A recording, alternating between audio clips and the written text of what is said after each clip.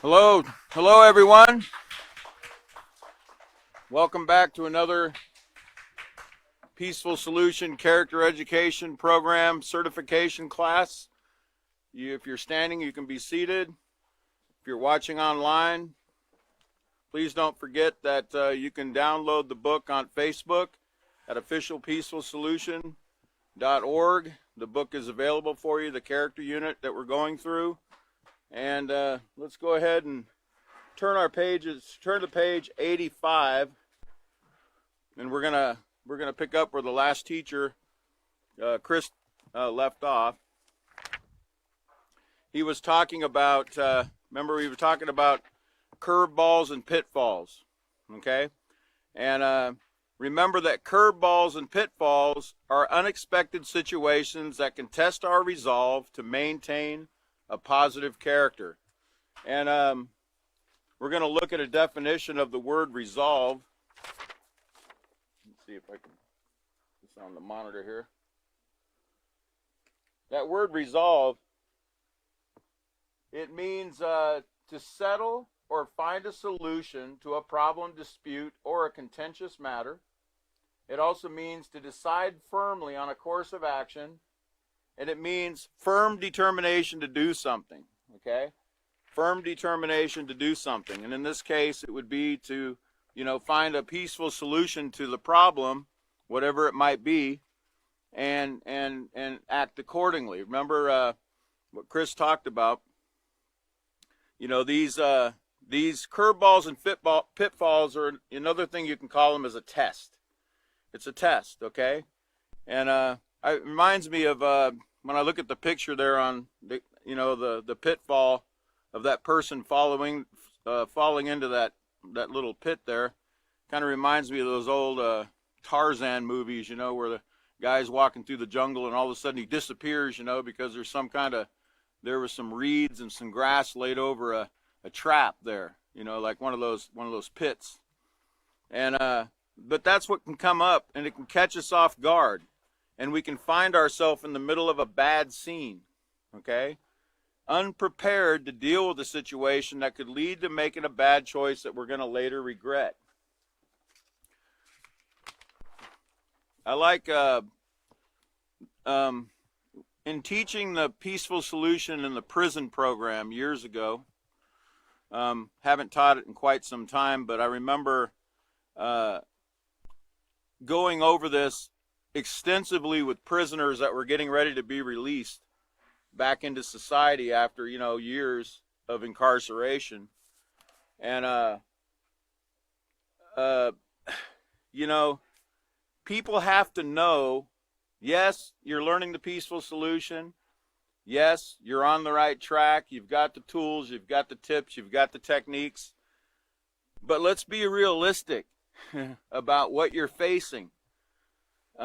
Preparation, as you know, is the key to success in anything. Being aware, being prepared, for what you're really going to face when you get out. And that's what I would tell the prisoners. You've got to be ready for what's coming. You have to realistically look at what you're facing.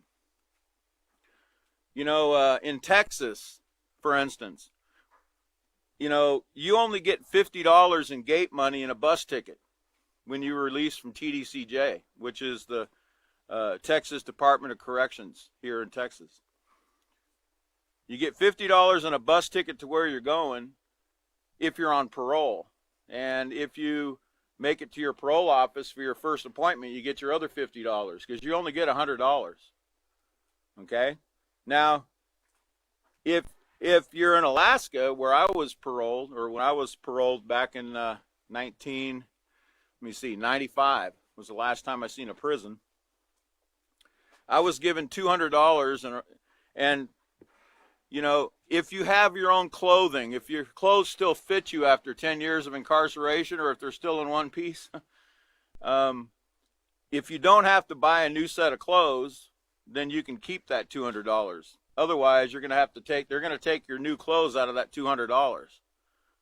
Also, you're going to have to pay for your transportation. And in Alaska, they always put you in some remote place, like, it seems like way up in Siberia, where it's going to cost, that much money in gas to get back to Anchorage where I came from. So most prisoners, to make it clear, they really are starting with nothing.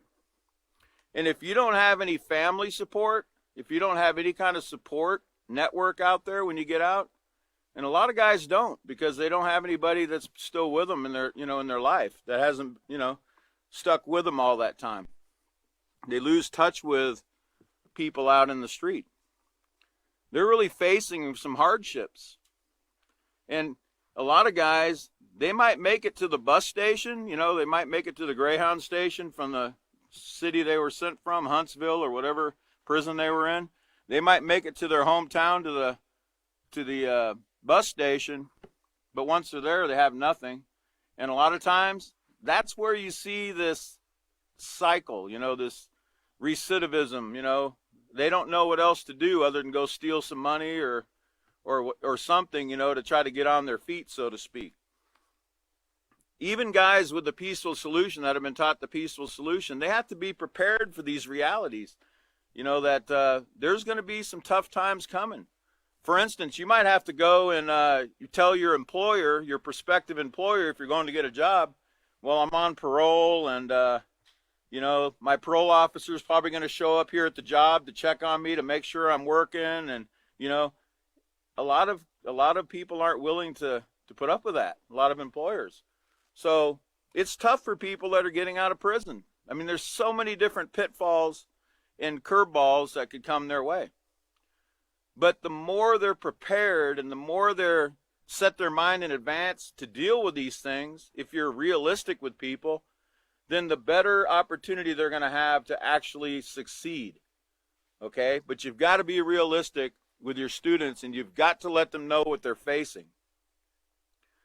You don't want to make them think it's all going to be a bed of roses. Oh, now that you know the peaceful solution, life's going to be perfect for you. No. You're going to be facing some tough tests, because you've learned moral character, and a person that learns moral character, they're going to be tested harder than anybody else because of their awareness of, and the fact that they're trying to maintain a positive character, or at least that should be the most important thing to them, is to maintain that positive character. So just remember to always implant that in your students' minds, that look, and whether they're a prisoner or whether they're just anybody, whoever it is, always prepare them for what they're facing and be realistic with them. If you are, they're going to be better able to succeed, and these things won't come up on them and they'll be like all freaked out because they weren't expecting it. And they're thinking, hey, I thought this peaceful solution meant that I wasn't going to have any problems. No, the peaceful solution guarantees you that you are. Okay? But you can overcome any problem if you stop and think. Don't let your emotions get away, with you, and resolve to settle the problem, the dispute or the contentious matter in a peaceful way, using the tips that you've learned here. Okay, so let's also, you need to keep it in your mind. I want you to keep this in your mind too, about any time that we get ready to drop a bad habit, if we determine in our mind that we're going to drop a bad habit, or we're going to develop a certain positive character trait like honesty, or we want to be a responsible person, or we want to be a forgiving person, well, guess what's going to take place? Once you determine that in your mind, you don't even have to say it out loud. Once you determine it in your mind, what do you think is going to take place? You're going to get tested. You're going to get tested to see if you really want that. I don't like to use sports as an analogy, but I will in this case. In any sport, there's always two teams, and one team is always called the opposing team, right? That means there's opposition. You're trying to get the ball to the goal, and the opposing team's trying to keep you from getting there. Okay? Well, life is the same way. Once you set a positive goal, okay, I'm talking about positive goals here. Once you set a positive goal, the opposition's going to come to try to keep you from reaching the goal. Your job, our job, is to figure out a way to get around them, get under them, get over them without hurting anybody, right? Our job is to make it to the goal in a safe manner, without hurting anybody, without causing any kind of, without breaking any rules or any laws. Okay? And we can do it if we set our mind and we're determined to get it done. We can do it. But the opposition has to come in order to test our resolve. Remember, our whether we're really firm on our course of action and whether we're really determined that we want to do this. Okay? Okay. So let's go over to page, let's see, 88 on room to grow. And I guess before we do that, we better read LP 4, let's see, go back to page LP 4D, and we're going to go over number 6 before I start on page 88. It says, tell students that sometimes people act impulsively and say or do something they might regret. And Chris told you in the last class, he said the next teacher would be hitting on that word impulsively or impulsive, because it's very important for us to understand that, number one, I didn't even know what impulsive meant. Well, I thought I knew what impulsive meant, when I first started the Peaceful Solution. I thought I knew what it meant, but I didn't. Okay, and everybody that I've ever questioned about what the word impulsive means, I might ask them what it means. They almost always say it's doing something without thinking. Okay, doing something without thinking. We're going to be talking about that. So it says, have students read the section entitled Room to Grow on page 88 of their handbooks. Emphasize that everyone makes mistakes, but we must learn how to react appropriately in order to maintain our positive character. Everybody makes mistakes. Okay, let's talk about, first of all, everybody makes mistakes. All right, let's define what a mistake is before we go any further. Okay, because a lot of people get that confused too. A mistake. Here's the definition of mistake. It means an error or fault resulting from defective judgment, deficient knowledge, meaning not having enough information, or carelessness. Also, it means a misconception or misunderstanding. Okay, a misconception, like we don't quite see it the way it's supposed to be, or that we misunderstand something. Okay, that's a mistake. A common mistake, as the Peaceful Solution would define it, would be, you're baking a cake and you see two containers and they both, look like sugar because they're both white, and one of them's actually salt, and you use the salt instead of the sugar, and then when you go to taste your cake, it tastes like the Utah salt flats, right? Well, you're not going to really like that cake too much, right? Probably ruined your cake. But you didn't do it on purpose, but you were careless. You were careless because, remember, the containers were unmarked, right? Well, what should have you done just to make sure? If you had two unmarked containers that you thought were sugar and they were side by side on your counter, what should have you done first before you decided which one to put in? Yeah, you should have checked, right? You shouldn't have been careless. You shouldn't have done that without, tasting it first, right? Okay, so that's what mistake means. Okay, so now I use another example from my personal life. I've made a couple mistakes, only 2. I'll tell you about them. Just kidding. I've made a lot of mistakes, but if you make a mistake more than once, that's not a mistake. If you make a mistake more than once, that becomes a choice. Okay, so let's get that straight too. And I'm talking about the same thing again, not something different. I'm talking about doing the same thing again. That's not a mistake anymore. That's a choice. Now, I remember I had a Ford Ranger truck years ago, and HEB, or the store here in Texas that most people shop at, they had a little auto section, and it had I needed to get some what was it, brake fluid? Yeah, brake fluid, and they had a little section there, and I actually I got the wrong container. I thought it was brake fluid, and it was power steering fluid, because they both had a long neck on them, and I thought, well, that's the brake fluid that has a long neck on the bottle. Well, I grabbed it off the shelf and I purchased it. I was in a hurry. I had a lot of other things I was doing. And I put the power steering fluid in my brake reservoir. Well, guess what occurred? I ruined my brakes. I had to actually ended up selling the truck because I couldn't really afford to fix all the problems that I had caused by doing that. Okay? That was a mistake because I wouldn't have done that on purpose had I known, but I was careless because all I did was look at the neck on the bottle and I thought, well, that's got to be the brake fluid, right? So that was something that was done carelessly. And see, a lot of times mistakes can be avoided if we're more careful about what we do. Okay? Because remember, it's an error or fault resulting from defective judgment, deficient knowledge, or carelessness. Those are mistakes. I'll tell you about another mistake I made when I was really young. Now, it was actually a choice and a mistake, all wrapped up in one. But let me show you a picture so you can understand this mistake. How many of you all remember in the 60s the Crisco oil? Crisco oil. Here, I'm going to show you a picture of Crisco oil. This is what it came in.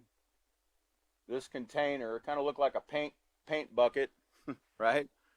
And it has a picture of a nice, yummy looking cherry pie on it, right? Well, when you're 7 years old and you're looking at that, you're thinking, yummy, cherry pie.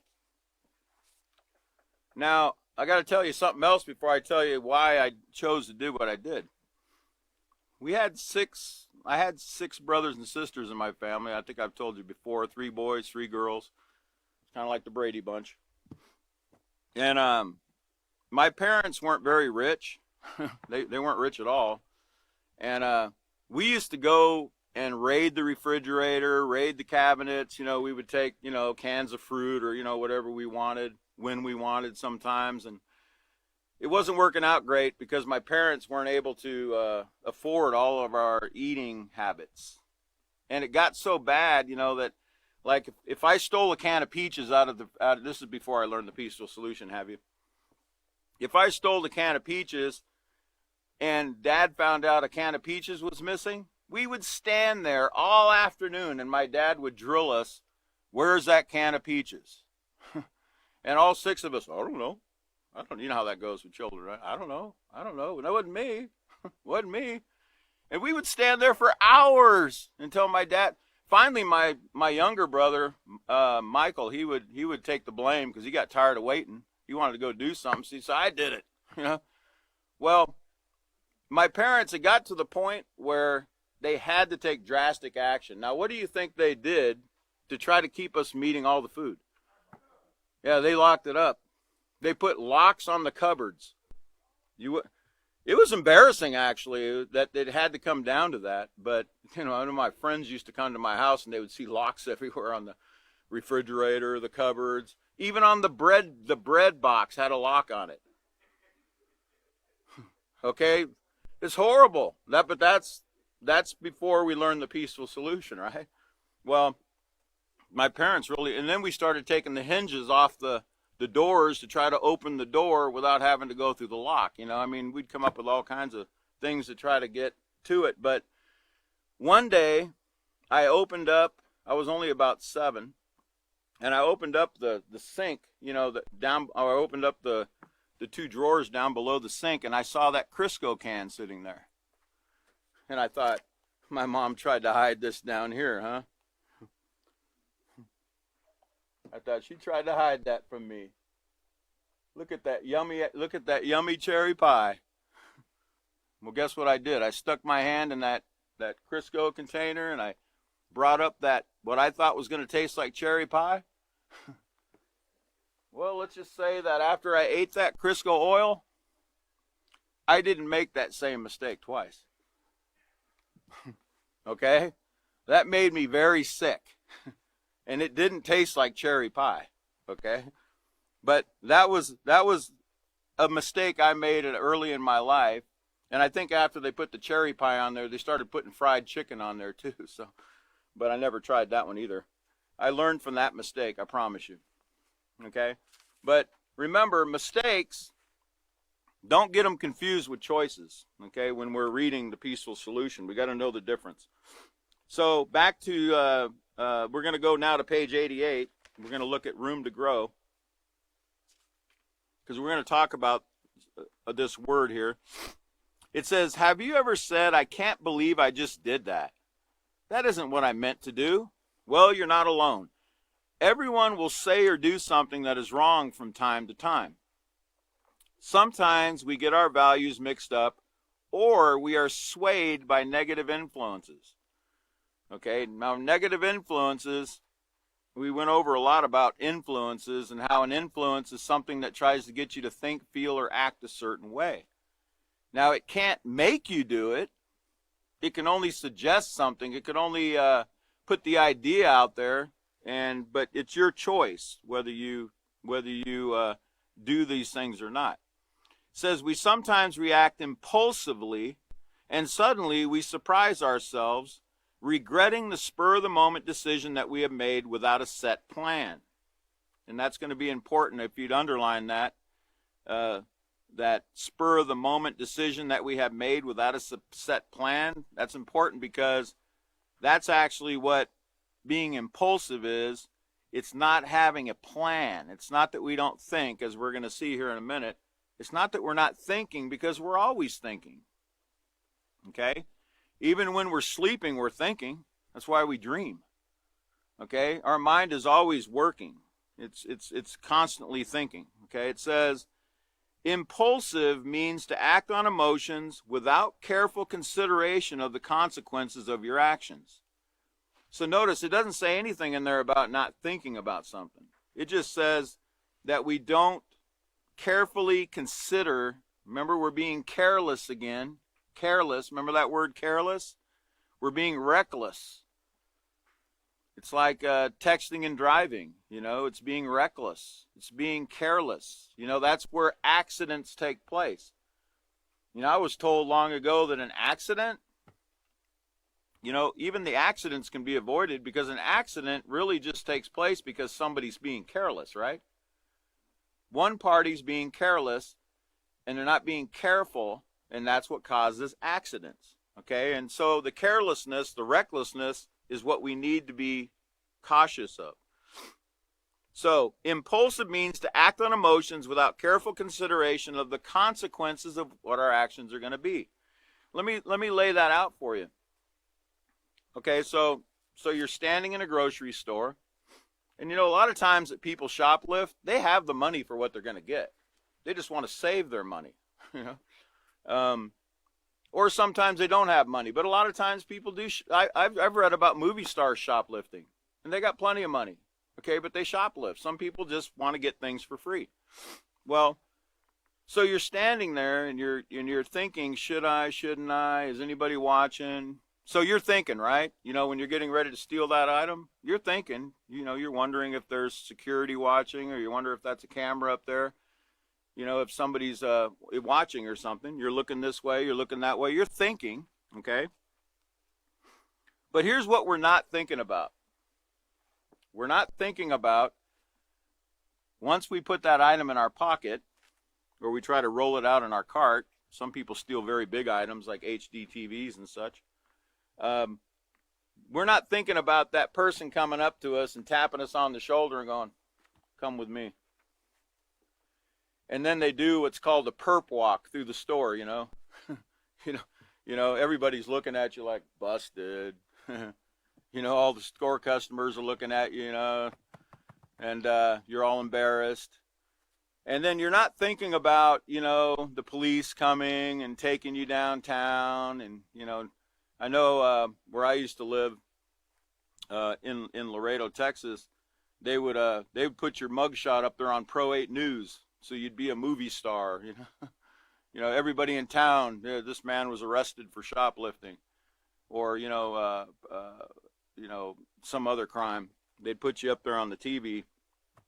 You're not thinking about that. You're not thinking about, oh, now you're going to have to go to court. Now you're going to have to face possible jail or prison time or fines or restitution. You're not thinking about that when you're getting ready to steal. Okay? Are you thinking about the courts, the lawyers, the cost of the lawyer? Are you thinking about any of that? Are we thinking about once we do our jail or prison time or we pay our fine or whatever we're asked to do, are we thinking about the probation or the parole? Are we thinking about the record that we're going to have once we get out of jail or out of prison? Are we thinking about the record and how that's going to follow us the rest of our life? Are we thinking about that?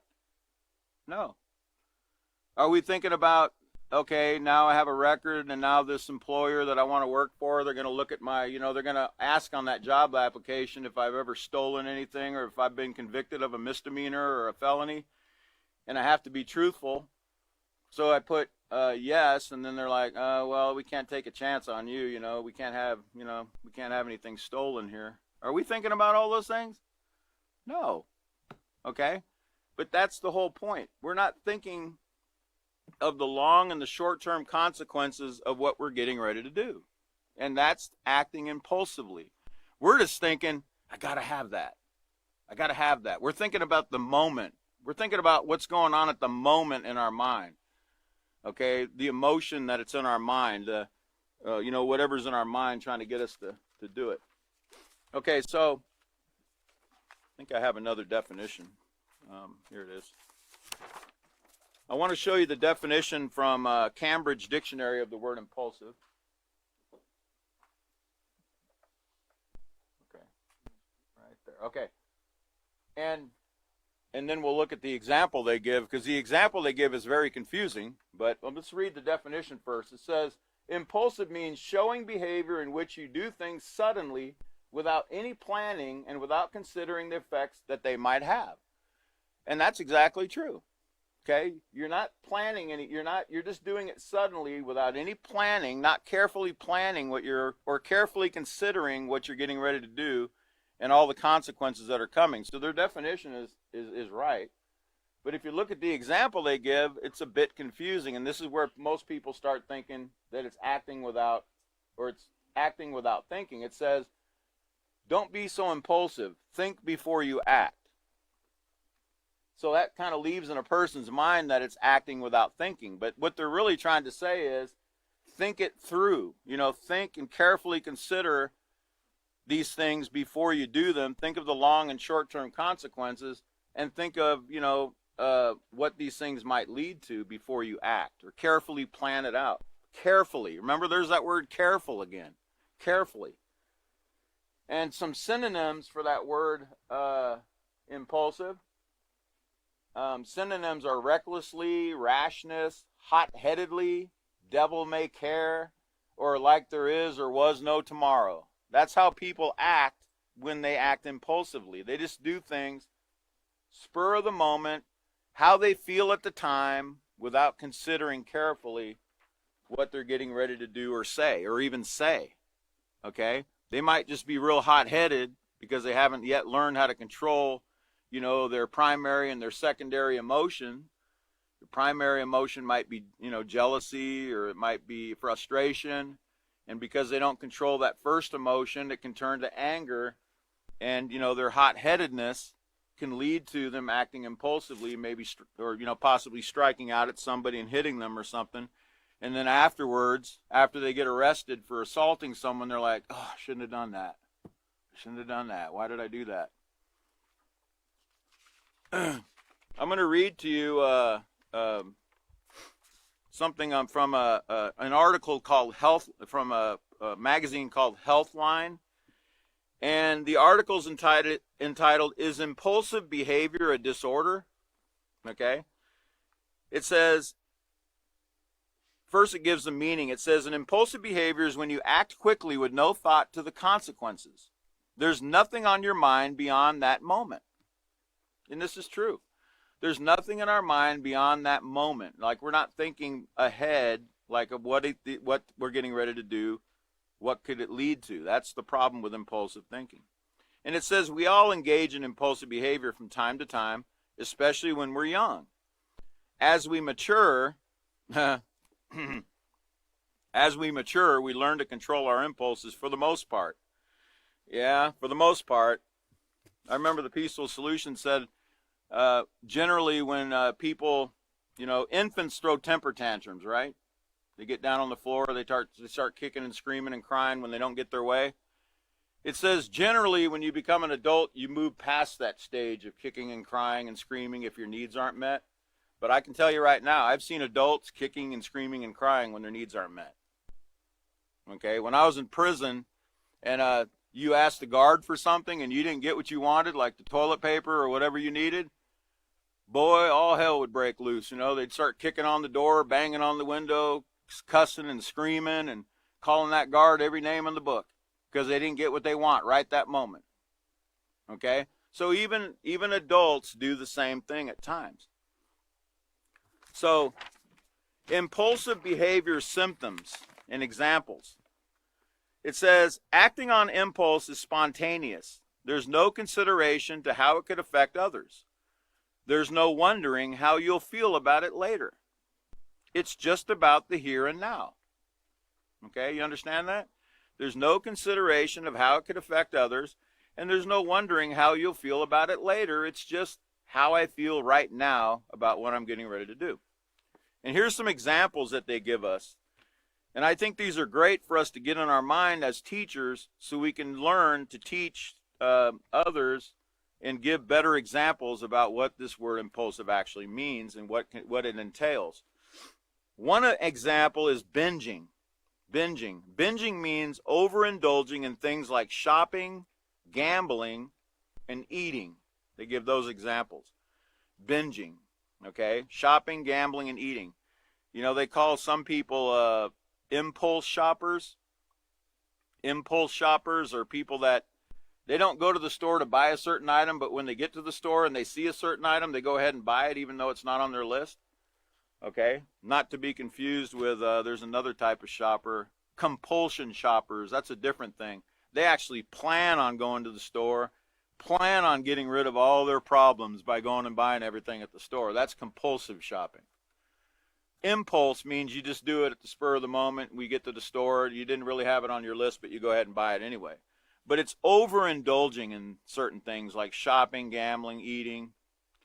And then it says another example of impulsive behavior is destruction of property. Destroying your own or someone else's things in a moment of anger. How many of you have done that, where you get upset about something and that's not even anger. When you break something, that's not anger, is it? That's actually rage. If you break something and you lash out like that, that's actually rage. It's no longer anger. That's a step above. Okay? And it should never get to that point. It's okay to become angry about something, but it's never okay to hurt people or property with our words and fists or anything else. So, destroying our own or someone else's things in a moment of anger, I'm sure we've all broke windows or mirrors or put our hand through the wall, and afterward we're like, man, that hurt. And then we look at the wall and we're like, man, I don't know how to sheetrock. Right? So we got to hire somebody to come in and plug up that hole. Now, did you think about that before you slammed your hand into the wall? Did we stop and think about that? No, that's called impulsive. If we would have stopped and thought about how that was going to hurt, first of all, and what it was going to hurt, and then all the consequences we were going to have to face after we put our hand through that wall, right? Here's another example. Escalating problems, taking minor situations and making them more urgent and important than necessary. That's part of impulsive behavior. Frequent outbursts, losing your cool far too often, even when it's clearly uncalled for. Okay, that's part of impulsive behavior. Here's another example of impulsive behavior. Lots of starting over. Abruptly joining and quitting groups or wiping the slate clean in search of a fresh start. Always, joining something and then quitting and then trying something else and joining something and quitting and trying something else. That's called impulsive behavior. Lots of starting over, it says. Here's one that I thought was really interesting. It's a great example. Oversharing. Oversharing. What does this mean? It means talking without thinking and sharing intimate details. Let me read that again. Talking without thinking, it says, and sharing intimate details, or in other words, talking without thinking, is what I'm getting ready to say going to bring some kind of consequence? Because an example would be Facebook. You know, so here you are, you know, you're in your family, you're in the car, and you're on your way to South Padre Island on vacation, and you're taking selfies with your family. Here, look at all of us. We're on our way to South Padre Island. Hi, everyone. Meanwhile, the burglar, oh, that's today. And they're going to South Padre Island. That's about 4 hours away. So I've got at least a day to break in their house and get all their stuff.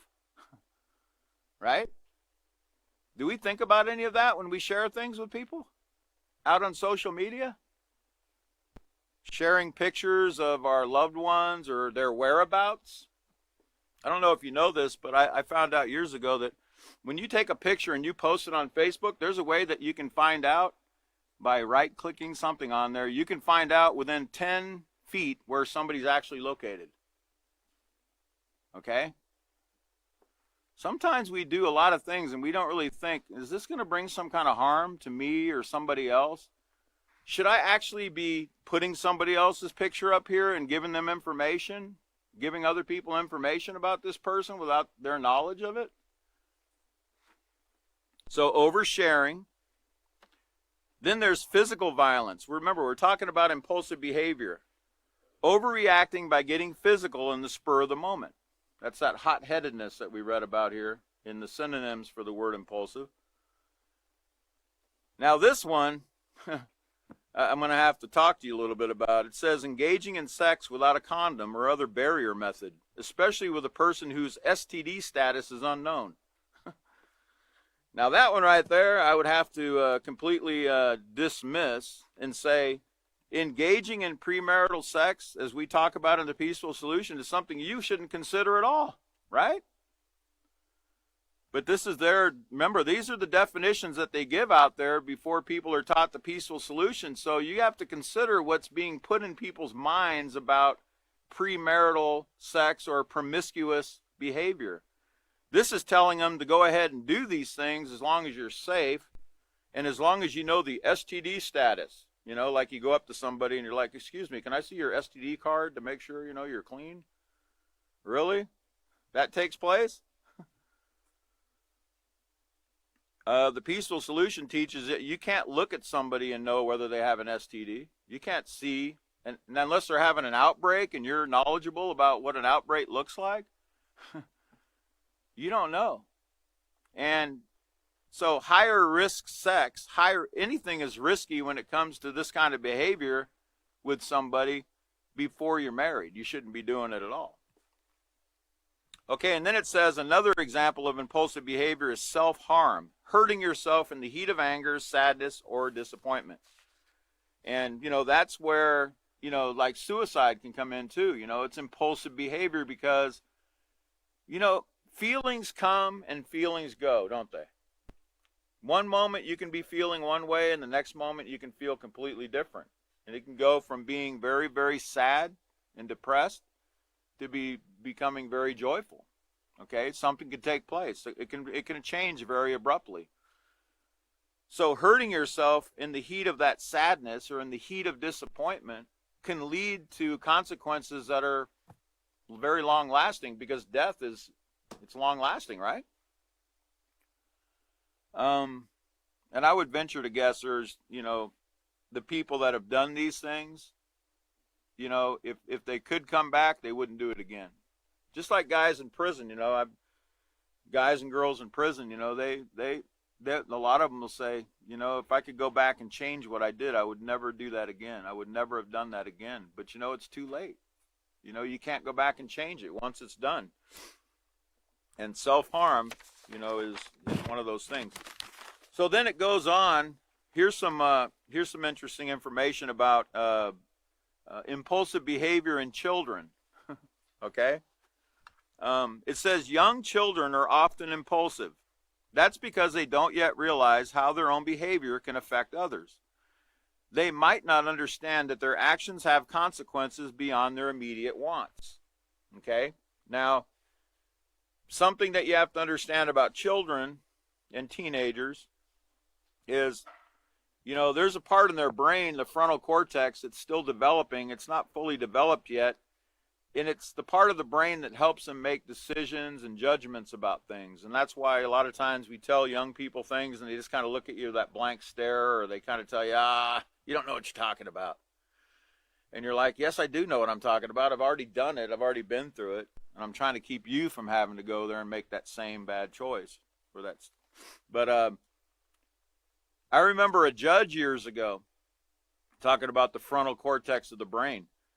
And he said that he used to sentence people to prison for using drugs, and he would really get on them, you know, especially repeat offenders. He would say, I told you to never do that again. I told you if you ever came in my courtroom again, you're never going to see the light of day. And it took an experience in his life to help him to start researching what was really taking place. He had an incident with his own son. His own son was charged with murder. And so it started to hit home, and he was like, he started doing research on these things because his son was also using drugs. What he found out through his research and getting educated, remember that's important, education. He found out that the frontal cortex of the brain is damaged when you're using drugs, okay? Like methamphetamine or cocaine and different drugs, they can damage and destroy that ability to make sound decisions and judgments, okay? And he didn't know that, but he realized that, and he was like, he said he came to the conclusion that telling a drug addict that they need to stop using drugs is like telling a cancer patient, you need to not have cancer. You need to not have cancer. They've destroyed a certain part of their brain where it's unless they stop doing it and that can heal somehow, it's just going to be this back again in front of the judge. But he said he had known that then before he sentenced all these people to all these long, lengthy terms in prison. So remember, they might not understand that their actions have consequences beyond their immediate wants. Now, some examples of children acting impulsively, get this, ignoring danger. And don't just think about children here. Think about everyone, because this includes all of us right here. I want you to listen to this. Ignoring danger, running into the street without checking traffic, or jumping into a pool even though you can't swim. I just read about a man the other day that drowned retrieving a golf ball at a golf course. Okay? Now, I'm not sure that man was ever trained to swim, but he sure tried to get the ball out of the water, and somehow he drowned in the water. This is an adult. That's ignoring danger. Ignoring danger. Just going ahead and, jumping in. I remember reading a story about a guy in Louisiana. It was a couple years ago. Him and his girl, he was drunk. Okay? He was drunk, where he'd been drinking, and so he wasn't in his right mind. And he stopped at a little pond or a swamp or somewhere, and he wanted to take a swim. And there was a sign right there that said, danger, alligators. Right? And he said, who cares? And he jumped in, and he never came out. Okay? But that's ignoring danger. It's ignoring it. Being reckless and careless, not caring, Okay, so another example of impulsive behavior is interrupting someone, like frequently butting into conversations. That's impulsive behavior. Frequently butting into conversations. Getting physical, pushing another child or throwing something when they're upset. Okay, remember, adults can do this too, right? Another example of impulsive behavior is grabbing, like taking what you want rather than asking or waiting for your turn. Okay?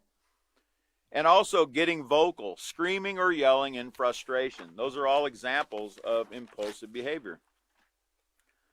And hopefully your your inventory or your your inventory of knowledge there on impulsive behavior has been expanded somewhat, so you can give some examples of what impulsive means.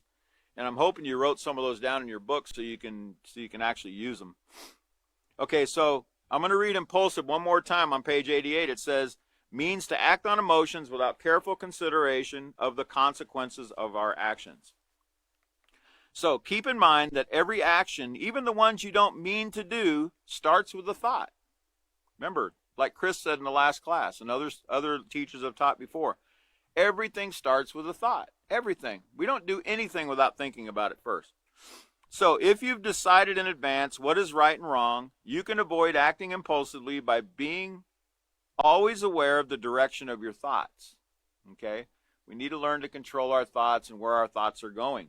It says if your thoughts race in and out of your mind or head so fast that you couldn't tell someone what you were thinking just a minute ago, then it's time to start noticing what your thoughts are. Sometimes keeping a record of your thoughts can help you become more aware of what you think about. During the course of the day, simply write your thoughts down. Ask yourself if this is something I want to have in my mind. Remember, would you want your mind to be, well, you know, that reminds me of the other day when Chris was reading Don't Get Caught Unprepared on page 86. And it tells us to read the scenarios. And it says, it gives a scenario, and then it says, what would you say? What would you do? That should actually say, what should you say? And what should you do? Because now, when a person's first learning the peaceful solution, what do you think they're going to say if they're invited to their friend's house for the afternoon and their friend puts on a movie that's really inappropriate and it's got violence and sexual content? Are they really going to tell their friend, hey, I can't watch that stuff? Unless they've had some kind of big revelation about something, they're going to go ahead and sit down and watch that. Okay? Realistically, a person that first starts learning, they're not just going to, oh yeah, I can't watch that stuff.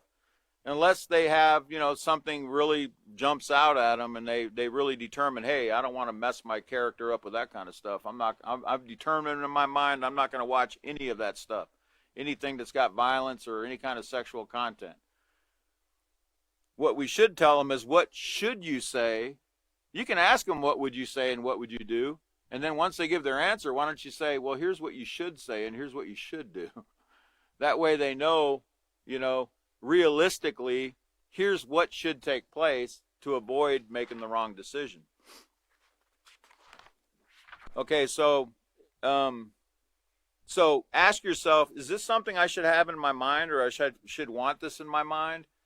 Like, if you're thinking all day long about sexual things, or you're thinking about using drugs, or you're thinking about, you know, how you're going to hurt somebody, or how you're going to steal something, or how you need to think, you know, is this something that I should have in my mind? Is this going to help me to build a positive character, or is this going to lead to a negative character? Now that takes some training to do that. And you really need to emphasize to students the importance of their thoughts. Because it's really mind-opening. It is really a mind-opener to realize that thoughts, everything starts with a thought.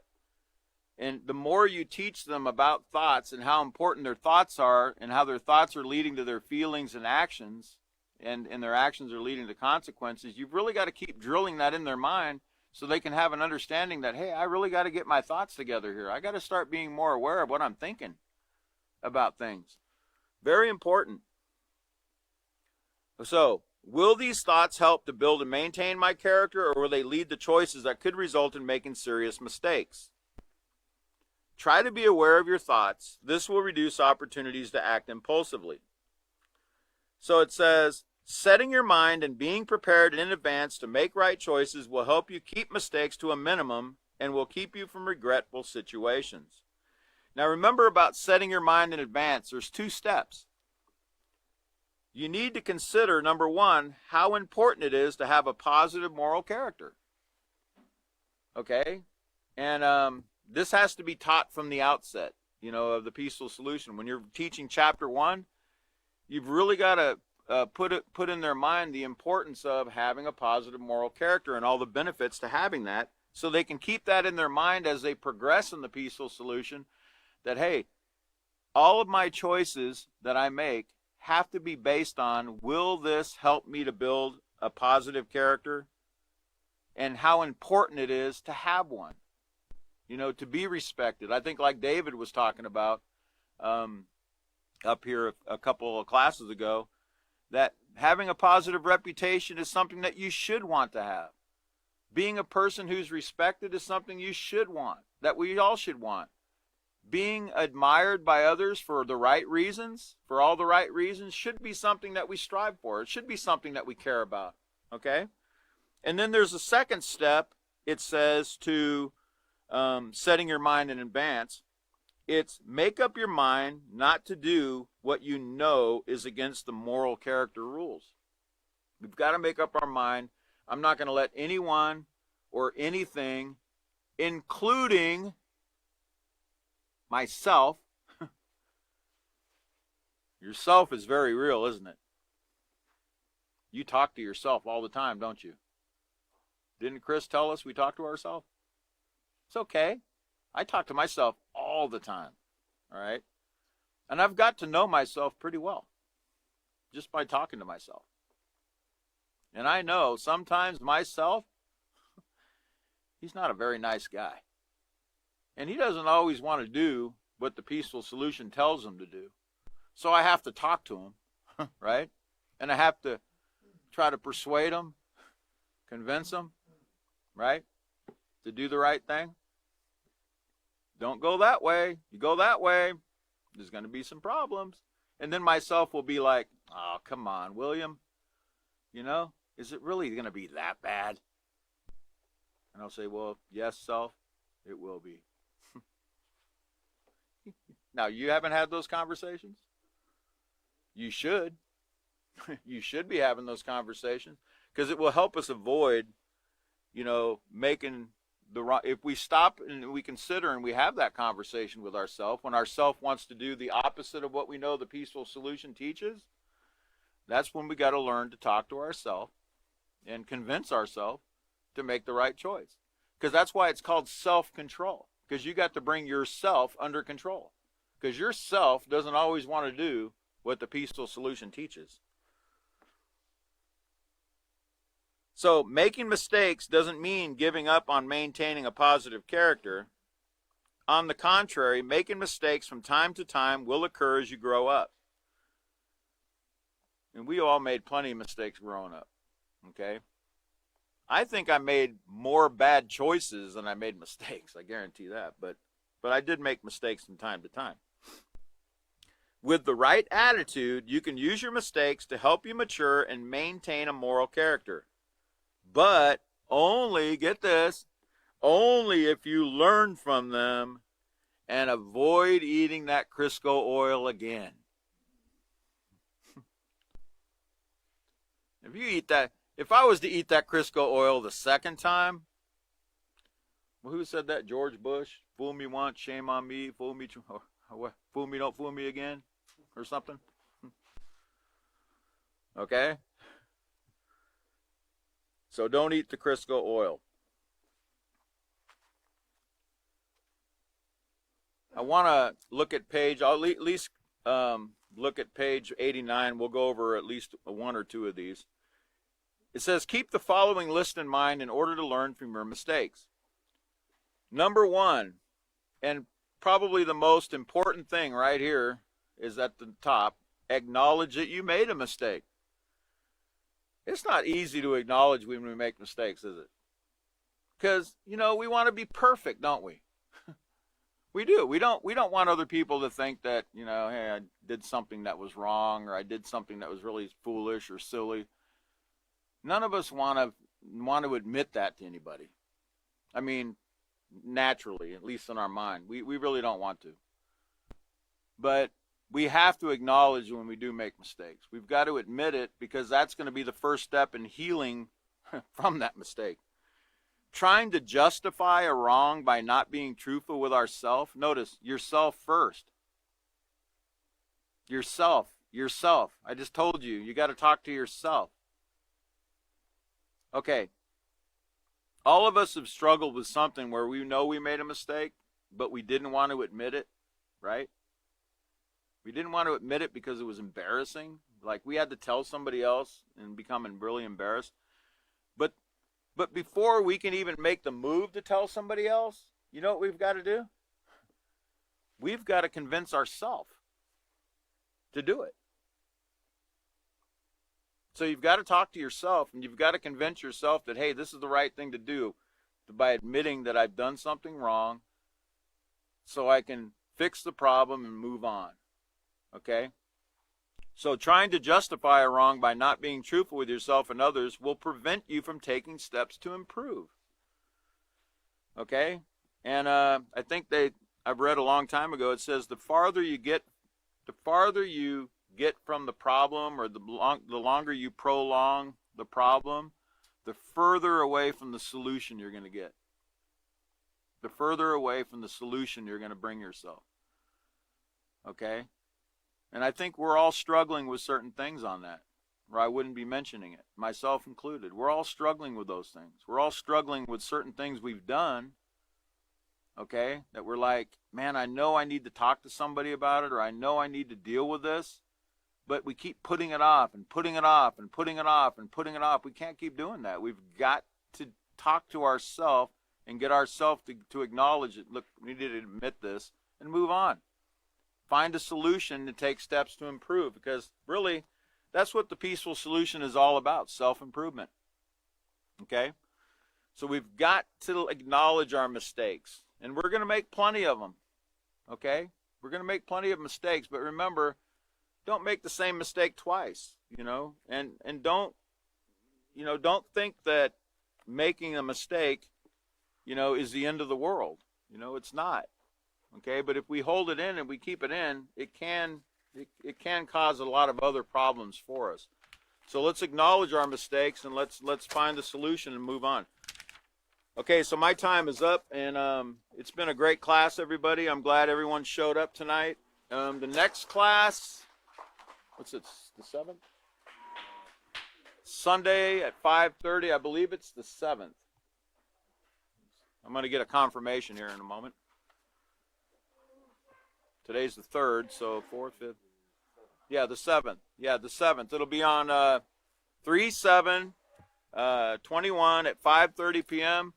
You've all been great. Keep coming. You're becoming that peaceful solution that you're learning, okay? And we'll see you next time.